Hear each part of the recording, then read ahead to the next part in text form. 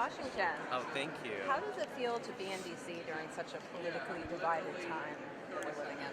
I love DC. I love visiting. Unfortunately, I haven't really been able to do very much this trip. I just got in last night and just this, so I'd love to explore more, but so I haven't really gotten a sense of how or if it feels different.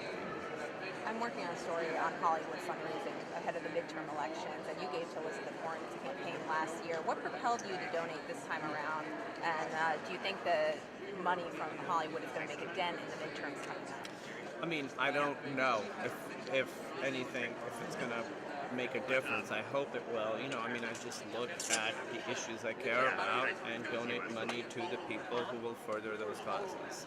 It's as simple as that. So, I think it's a time when people are more politically active and engaged than they have been at any other point in my life in America. So, see what happens.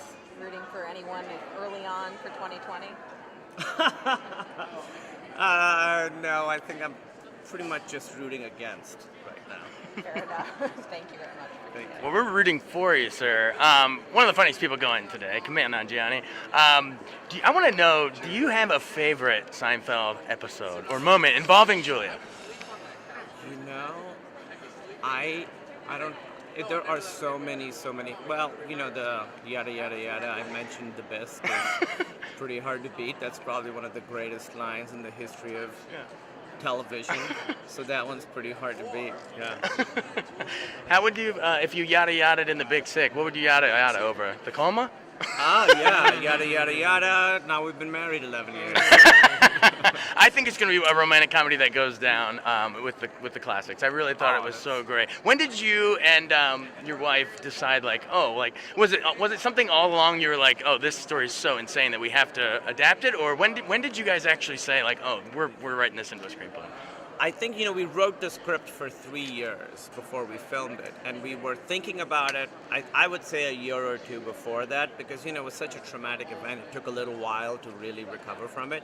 And once we'd recovered, we were like, okay, we know this is a story worth telling, and we know that nobody else can do it because nobody else has had this experience. So yeah, it was for a little while, and for a little while it was just getting mentally ready to be able to write about this thing that's so intense and close to us. Yeah. Well, I just want to thank you we lost 9 of our best guys that day. We all lost. But what is just in closing, what is Julia's gift just from one comedian to another? I mean, is it the fact that she can do physical stuff like the dance or the shoves, or what is it? I mean, it's everything, but the surprising thing is that she can do a million different things and do them all in a very real way. I think there are certain comedians who have modes and they can be heightened or exaggerated, but she can kind of do everything and make it feel very real. I can't think of anybody else who can do that.